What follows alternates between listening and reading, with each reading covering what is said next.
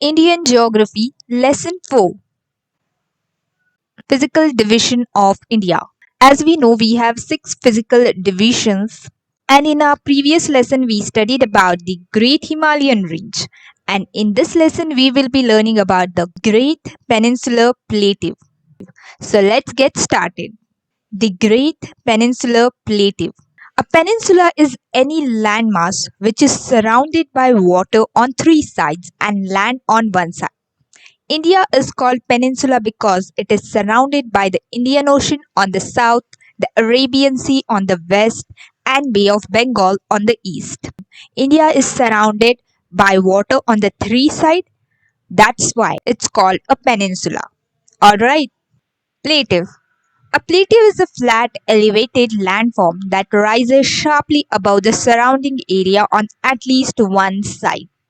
So, you can see a plateau is slightly elevated part. It's flat, but it's elevated. It's above ground. As you can see in the diagram, the southern part of India is peninsula because it's surrounded by water, and it's also a plateau because it's elevated to a one side. So the southern part of India is called peninsular plateau. Got it? Why it's a peninsular plateau? Because it's elevated at the same time surrounded by 3 sides from water. So it's a peninsular plateau. So, most of the peninsular rivers flow from east to west into Bay of Bengal except Narmada, Mahi, Sabarmati and Tapi. They flow in Arabian Sea. So need to remember this. Most of the peninsular rivers flow into Bay of Bengal, that is into east. They flow from west and fall into east, that is Bay of Bengal, except some of the rivers like Mahi, Sabarmati, Narmada and Tapi. Alright. So next we have some major plateaus of India. Plateau is nothing but elevated land. So as we know, the southern part of India is also plateau. It's a big plateau and that's why it's called Deccan Plateau. Now let's see the major plateau of India.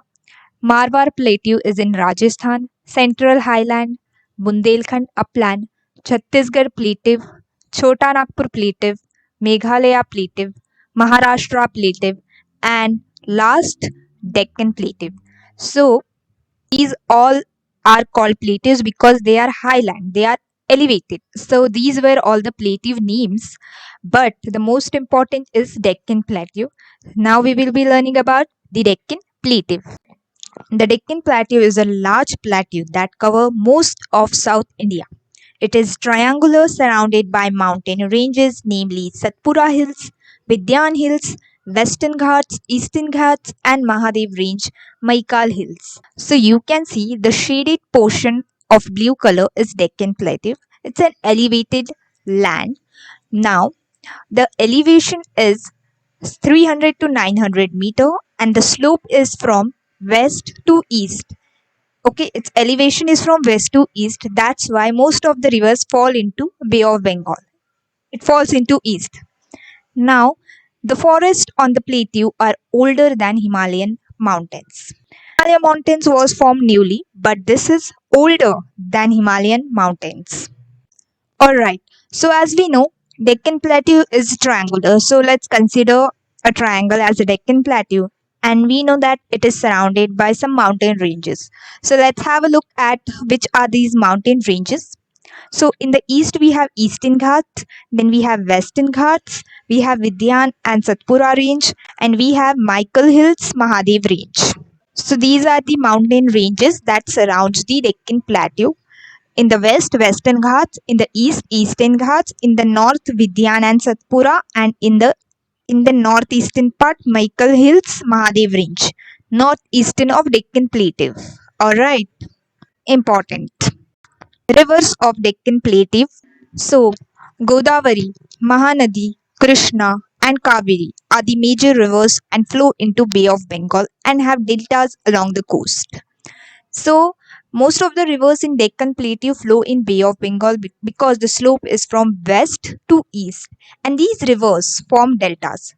The main rivers are Godavari, Mahanadi, Krishna, and Kaveri. They form deltas. Alright. Okay, well, what is a delta?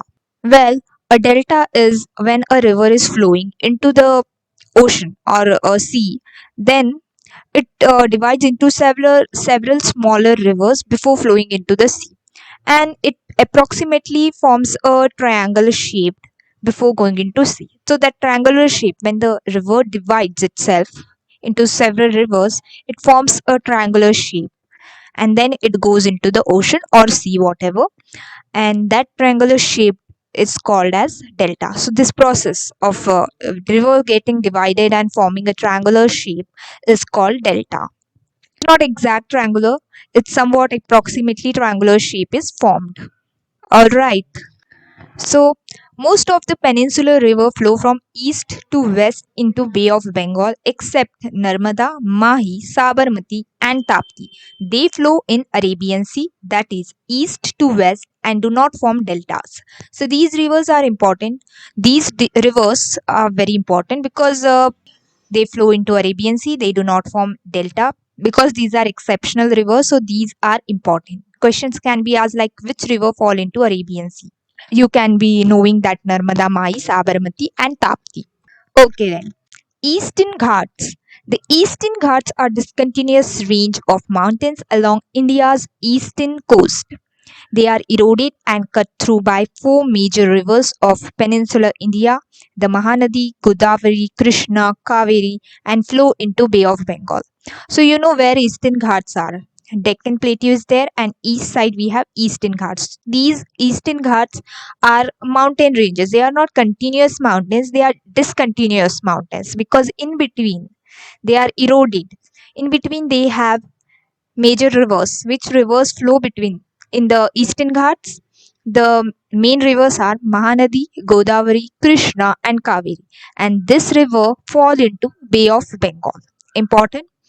Now, Javadi Hills, Palkonda Range, Nalmalla Hills, Mahendragiri Hills make some of the important mountain hill of East. These are the major mountains or major hills of Eastern Ghats.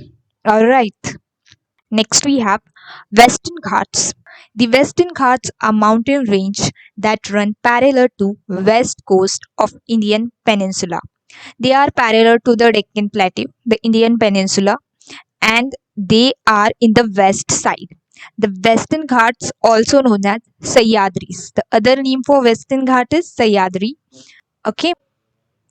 Rivers like Narmada, Tapti, Sabarmati, Mahi flow into Arabian Sea. You know this already, right?